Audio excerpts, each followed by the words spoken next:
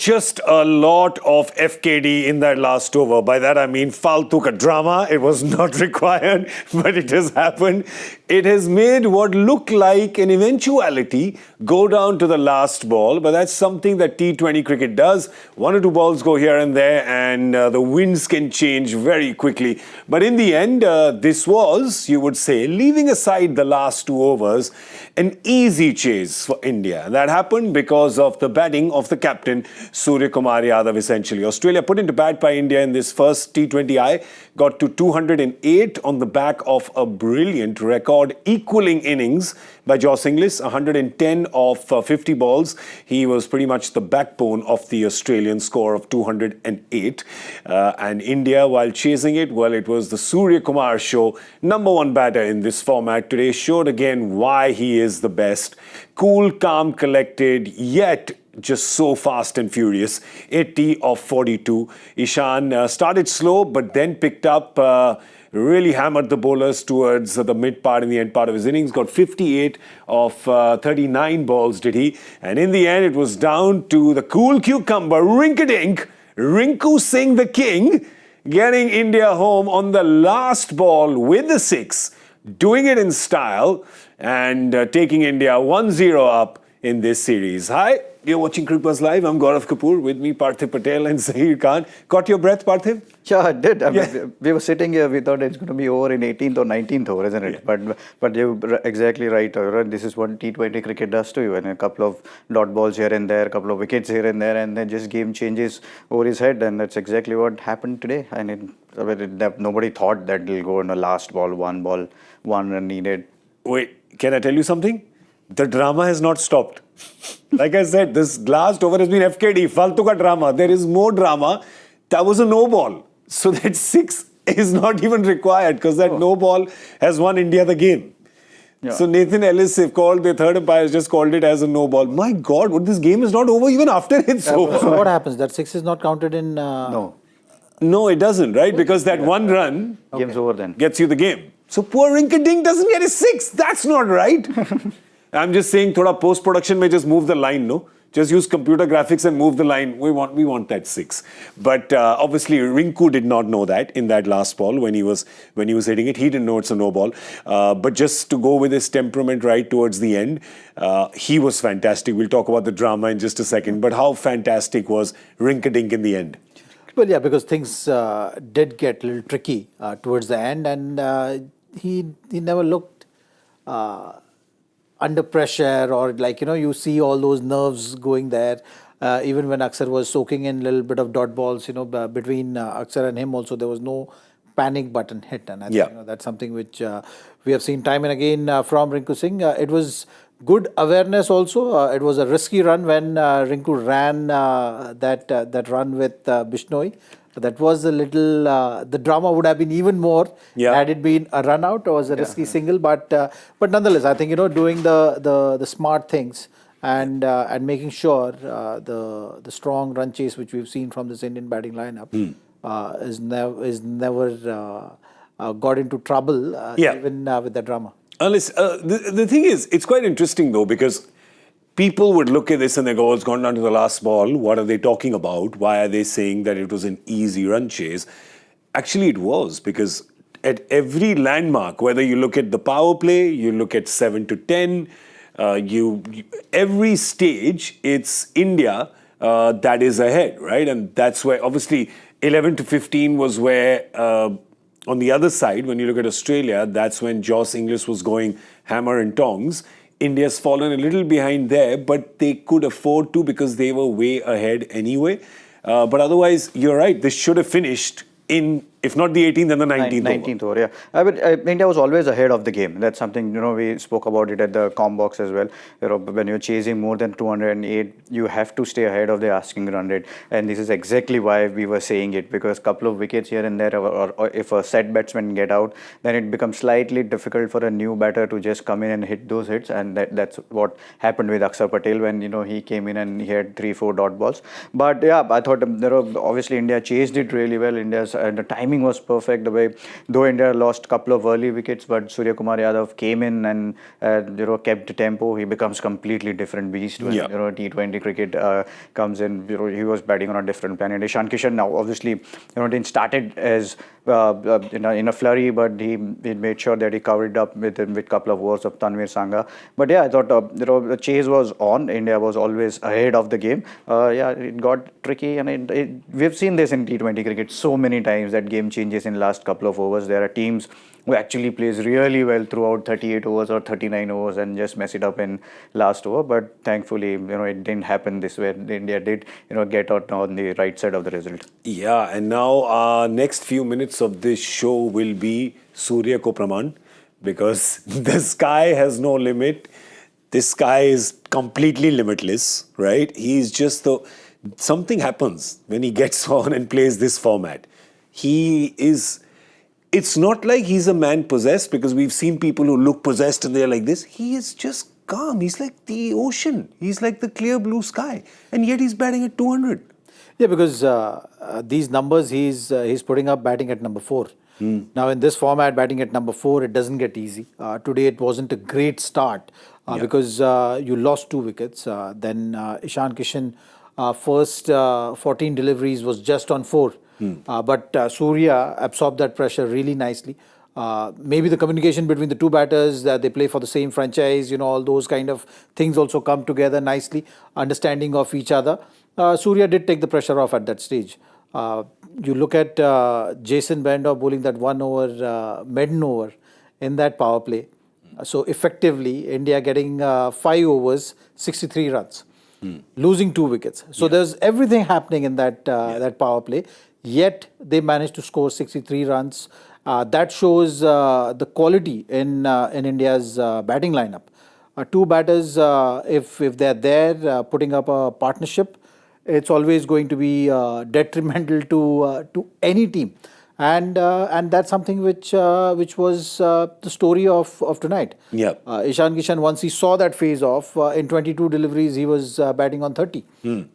So that's how confident this batting lineup is. Yeah. And Surya is their number 1 T20 batter for a reason, because he's been doing it time and again. He bats phenomenally. He has got better understanding of his game. This format maybe simplifies things for him, because you can go from the word go. Yeah. And he's someone who is very assured when he is batting in this format. There was one shot of his which was, there were a lot of sixes, a lot of shots to choose from. There was one I really liked, was when he picked up Nathan Ellis and hit the ball. I think it bounced off a satellite and came down. Like, that's how much height it got. And it was a 6. But just a word on Surya. I mean, we can keep talking about his game, and honestly, I don't think we have anything left to talk about it. We've been doing it for a couple of years now, especially with T20 cricket. But just the context of today, considering 3 days back, he's played a World Cup final, which India has lost, right? There's the heartache of that. There's the personal flack that he has copped, right? Because everyone expected him to get this kind of innings on that kind of a slow pitch with that kind of Australian bowling. It didn't happen. For him to shake all that off, become the captain, then come here, get these troops together and to play this kind of innings. I'm giving a few additional stars like teachers give for good handwriting. Yeah. You want to give a few additional marks here. Yeah, it's very difficult to get up and get up out of the World Cup loss. The way India was playing, everyone was expecting India to win, and even Suryakumar Yadav also spoke about it, that it's not going to heal overnight. It's not that we lost today and everything's going to be fine tomorrow. Everyone will be talking about it. He himself would be slightly disappointed with the he didn't get runs. Whatever was expected out of him didn't happen. But today, I mean, when T20 format comes in, he just plays those angles really well. He understands the game. It's spoken about it playing in a certain tempo, that even though wicket will fall, they'll make sure that the strike rate will stay higher up, and that's exactly how he played.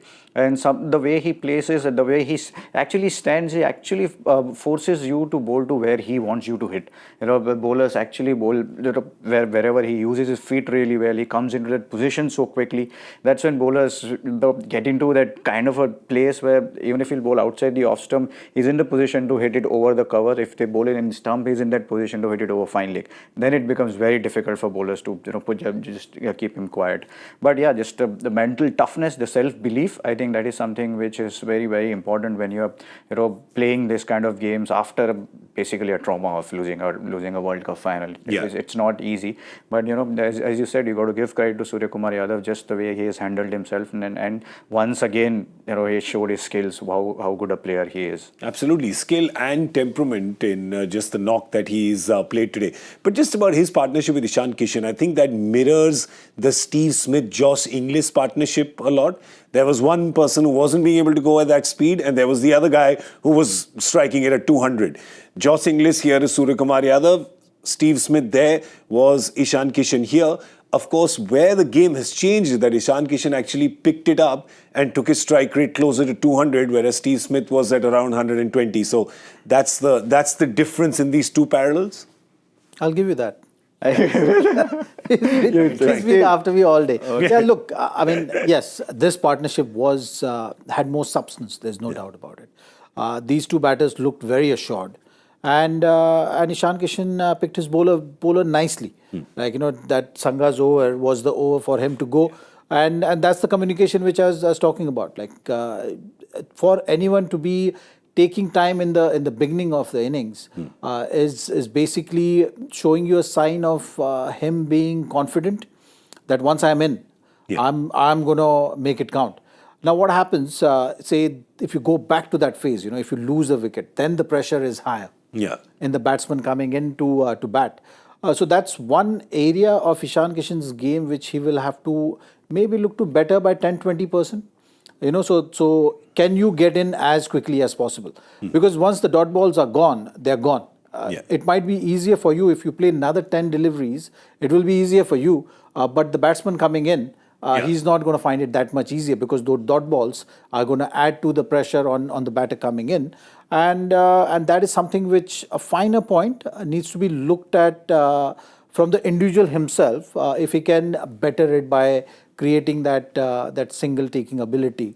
Or notching it just a bit higher so that the pressure is not there collectively. But when you're looking at once he catches up, he catches up so nicely that he has the ability of taking it to 200 strike rate as well. So you have to find that context between and the passage of play which we are talking about.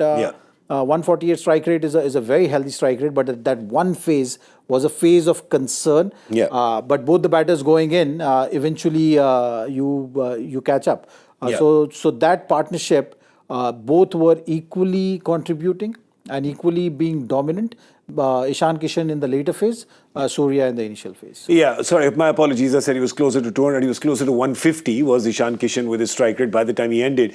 In defense of him, Parthiv, just in the beginning, that over that Jason Behrendorff bowled to him, those were all swinging. It was swinging. There is no doubt. Tough six balls to face first up. It was, and that's what happens. And there's a quality bowler. He swing. Usually, when a left-arm bowler swings, it is very difficult to try and get the single off, or maybe try and hit him straight away. But you got to give credit to the way he was hitting that length. Even the next over after that, whatever he bowled, that was also a very good bowl up. Just a six that went off a last ball of 2 overs 9. 2 overs 9, and there was a 1-6er out of it. But yeah, I mean, I agree with Zach what he's saying that if you are getting 7-8 balls to just get your first run, that puts a lot of pressure on other batters and puts a lot of pressure on yourself also. That's when you will have to force yourself to play a bigger shot or a very riskier shot. That's when there are chances of getting out is higher. But so that's when you got to make sure you have to make slight bit of adjustments where the way Jason Behrendorff was bowling, he was trying to swing it from fourth stump and going away from him. Maybe that's when you can try and change your stance a bit, try and come to an off stump, or maybe try and get closer to the ball. So if there is a contact with the bat, so that you can get a single. So these are the things which Ishan obviously can learn it. It's all about getting into the right tempo. Once he gets in, then we know how good a player he is. Out of this 58, 37 or 38 runs he has hit in boundaries, and he plays 39 balls. So here we are talking talking about 37 runs of 7 balls. So that's the ability that Ishan Kishan has. 5 sixes and 2 fours, 38. Yeah. So there's just 7 balls, and rest of the 31 balls, he scored another run. So I think that's something which he can think of. If he can just that 25% or 30%, the dot ball percentage, if it comes down, he'll be a completely different batter. Yeah, of course, that Jason Behrendorff over it was the second over of the innings, of course, in the power play. And even when he hit a few shots, Ishan Kishan early on didn't time them that well. But then when he started timing them, he hit a few really big ones. And those were amazing to watch. So today, I think the disappointments perhaps for India from this would be the bad communication and the run out. That was a wicket gifted to Australia, and Marcus Stoinis made it very evident that he enjoyed that gift. I think he laughed so much in Jaiswal's face, but it almost felt like one of those gully cricket moments when you laugh when the other team makes such a glaring error. That was a glaring error. You're not going to see that happen too much, but that also happens when openers haven't played together too much. But also, when a bowler is doing that, he's also doing it with the intention to make the other guy realize that it was your mistake. Yeah. So when because he knew. Yeah, because Jaiswal was going to be the one who was facing the deliveries in the remaining of the match. Yeah. Ruturaj was walking back, so he made sure that pressure is continuing on Jaiswal, and maybe to a certain degree it did. Yeah. That pressure did play on Jaiswal with his approach for sure in the next one. But I think it was Jaiswal's error on judging that double. Yeah. He was a bit late in realizing that there were no 2 runs on, and by the time he decided, it was a bit too late. So basically what has happened with 3 Indian batters today, Arshdeep eventually didn't need that arm guard, Mukesh didn't need that helmet, and Rituraj didn't need that bat. That's what has happened today.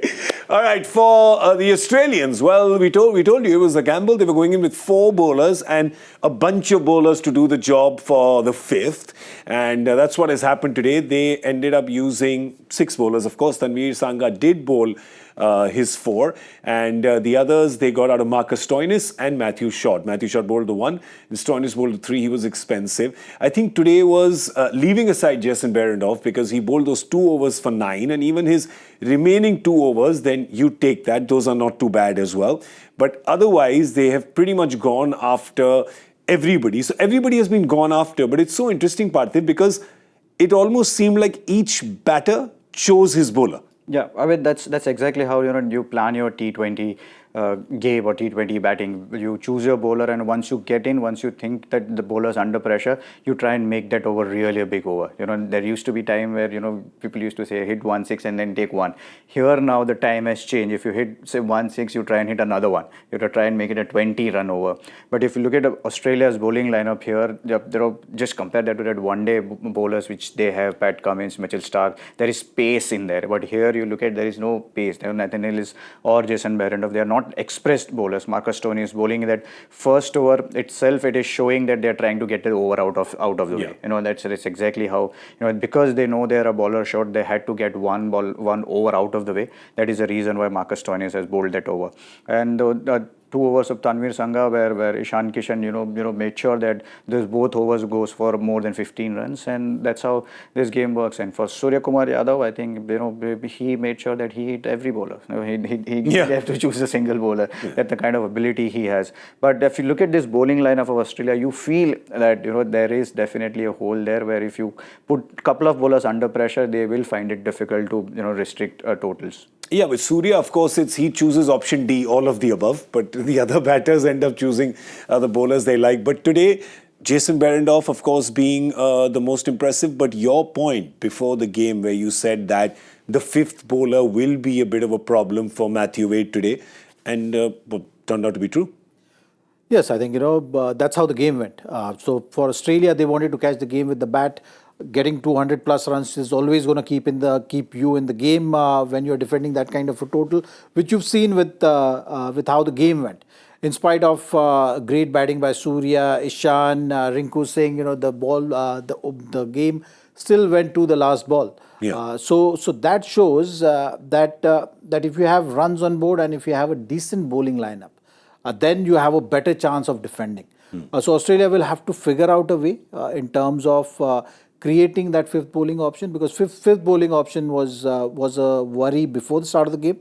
Indian batters made sure that that is enhanced, and that's where your main bowler, in spite of him bowling well, you will not find him winning you a game or creating that kind of impact. You will need that support, and maybe extra pace is something lacking in this attack.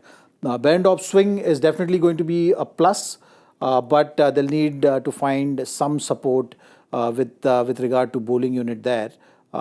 Indian team having maybe when you're comparing it with Australia, maybe a batter short, but they're still able to create this kind of impact and making this kind of a total look like a very easy chase. Yeah, we of course will show you that match summary again, because it has changed post the event when Nathan Ellis's ball was called a no ball, the last one. So from 20 it becomes 19.5, and Rinku's innings suddenly instead of 28 is 22. That's not fair. That's wrong. I refuse to accept this match summary. I agree with you, because it's like the ball is in play. Yeah. Yes, the total is done, but still the ball has been in play and is being hit for a 6. Yeah. So maybe the next delivery is not counted, but that delivery should be counted. This happened once with Suraj Randev and Virender Sehwag? Yeah. Wide down the leg, yes. No ball. He bowled a no ball. Viru was on 99. And India needed 1 run. So it was a no ball counted and Viru stayed on 99. Oh. Yeah. In a one-day game. Yeah. Against Sri Lanka. I thought it was wide down the leg. No. He bowled a no ball. And a reasonable no ball. This big, intentional no ball. It's a very intentional, like, I will not let you get to 100. Yeah. I mean, against a guy who doesn't care anyway. Yeah. He's like, fine, if that's how you want to play, that's how you play. But yeah, I think to sum it up, Australia, yes, you seem weird that they'd want to think about their batting after scoring 208. But I think the one thing they would want to correct the next time is that power play. Getting 40 runs in a power play with that kind of batting lineup, Parthiv, they'll look at that and then say, okay, we were behind the 8 ball right there. And that's the reason why perhaps 110 of 50 record equaling innings has ended up on the losing side. Yeah, it has, and obviously that games usually the power play makes a huge difference. We always say if you don't need always 70 or 80 runs in power play, even if you're 55, 60, I mean, out of the context of the game, but if you've lost only 1 wicket, that's a good power play. But 40 for 1 on a wicket like this is obviously not acceptable. But having said that, we've been saying this, that they were trying. It's not that they were not trying. Yeah, 40 for 1 in spite of playing so many shots. So many shots, yeah. They played shots. That's not acceptable.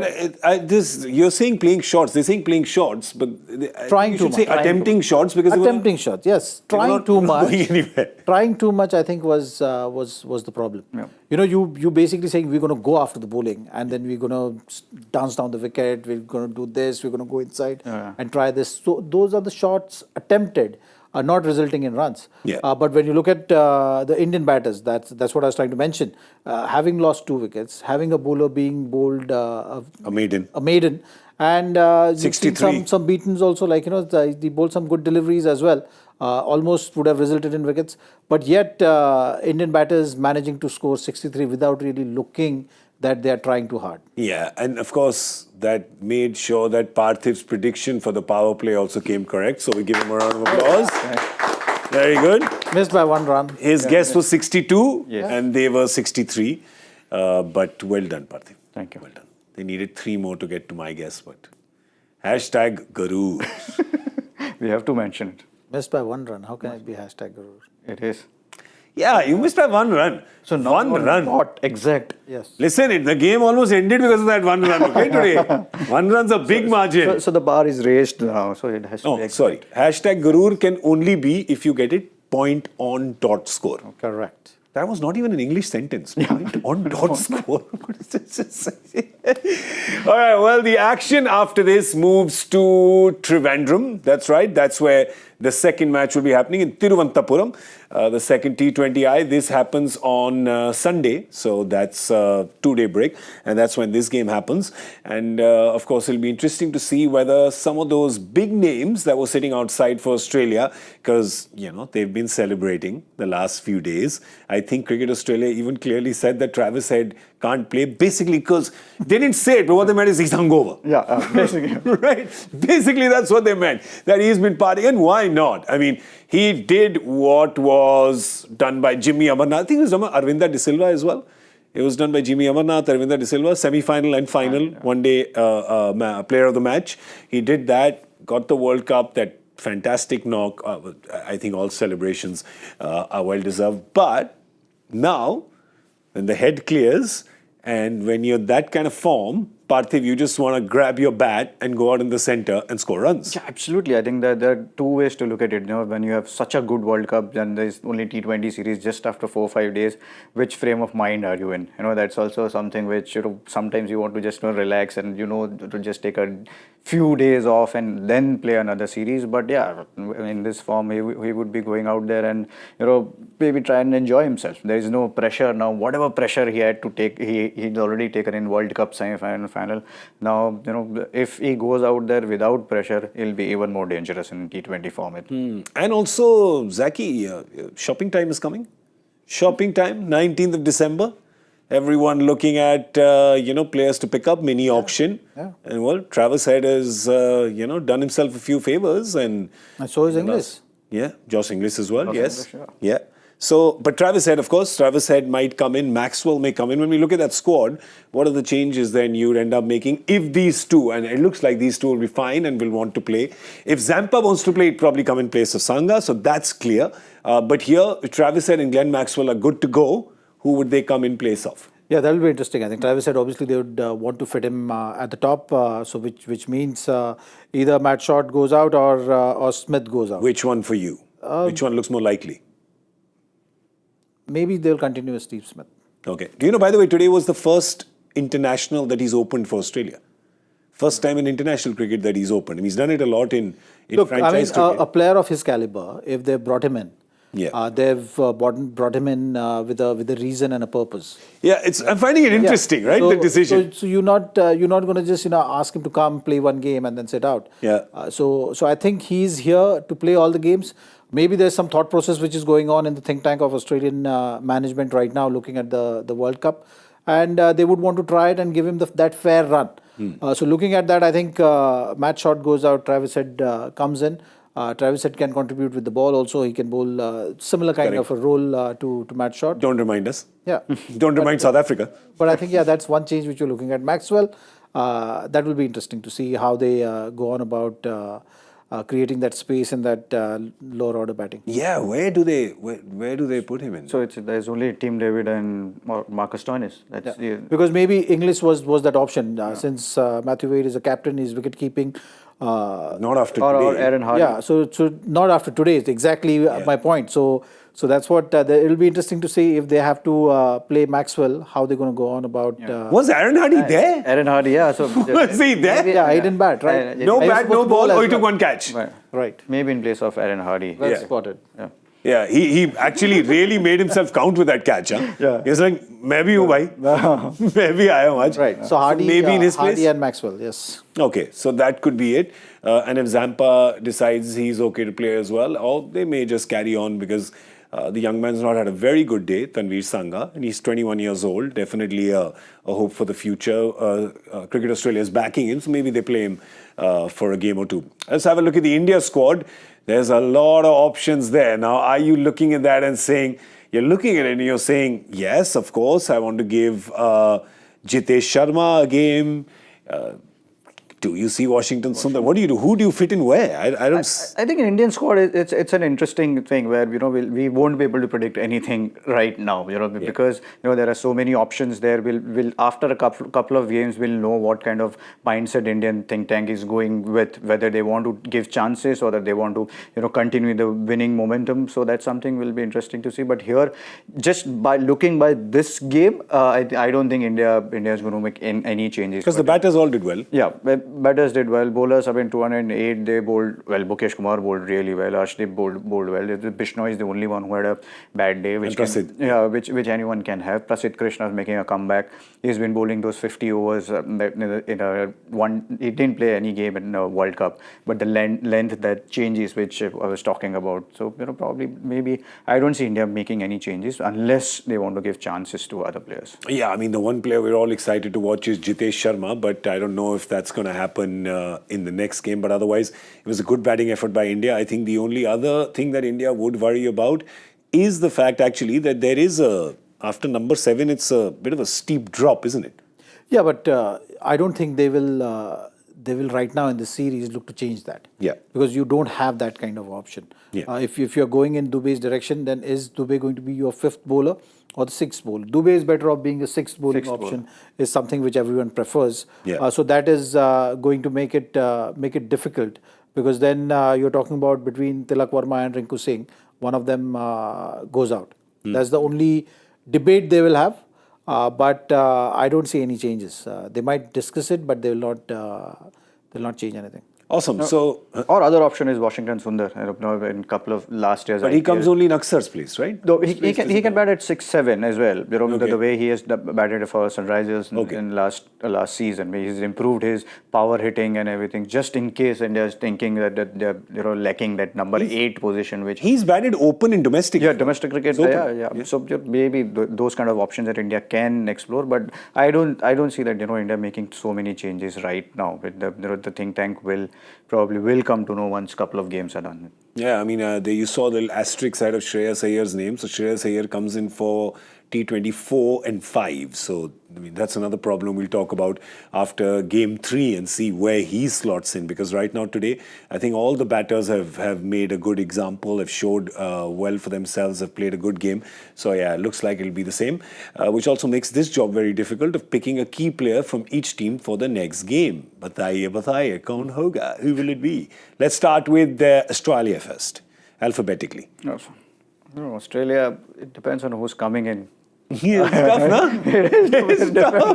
It's tough. Because if we don't know who's going to come and play, so the easiest choice is if Travis Head comes in, we'll put it on a man in form. We'll put Travis Head. Why not Inglis? I think it's Inglis for me. He's batted superbly today. I think he's going to continue with his form. Yeah? Yeah. You think you should choose a bowler, perhaps? From Indian team, I'll choose a bowler. Arshdeep Singh, I think he bowled fantastically well with the new ball. So that's the kind of tone you want him to set. He will grow in confidence for the next one. Okay, so Arshdeep is yours, and yours is? I'm going to Ruturaj Gaikwad. He didn't face the ball in this game, so I just feel that he'll. That's a good choice. Yeah, it's a Ruturaj Gaikwad. Go with Ruturaj Gaikwad as well. I want to pick Ruturaj Gaikwad. Yeah. But then I'll go with Ishan Kishan. He's going to do this 25-30% improvement that you both are talking about. He's not going to play those dot balls up front, and he's going to go hammer and tongs. So I'll pick Ishan Kishan for India, and for Australia, I will pick. Which batter? I'll pick Tim David. Tim David. Oh. Yeah, tiny Tim David. Let's pick him. All right, the tiny bit of our joy factor question and answer, that business is left. Let's show you that. Here it is. The question is, when Aaron Finch hit the highest T20I score against Zimbabwe in 2018, whose record did he break? So amazing that it has happened on a day when another record has been. Well, this is a record that's been. Yeah. So, did he break his own record? Ooh, that's a good one. I think he's got one. Oh, yes. There you go. Well done. That's why I asked him to make sure that whether he broke his own record set in 2013. Yeah. Well done. That's why it was so tricky. Yeah. It was still easy. Compared to what Joy Factor questions are, this was an easy one. Thanks, Joy. We are all going through grief, so little help from our friends is always helpful. Who's the first person who got the correct answer? Let's have a look, see.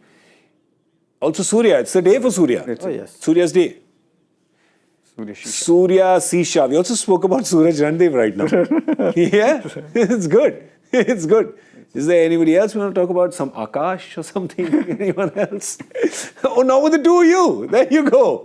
We spoke about auctions as well. We've also got a camera person called Akash. That's amazing. What's happening at night here? The night sky. All right, congratulations to you. Who won? Suraj, Surya, Akash. What was the name? One of the... Yeah. Surya. Surya. All right, great.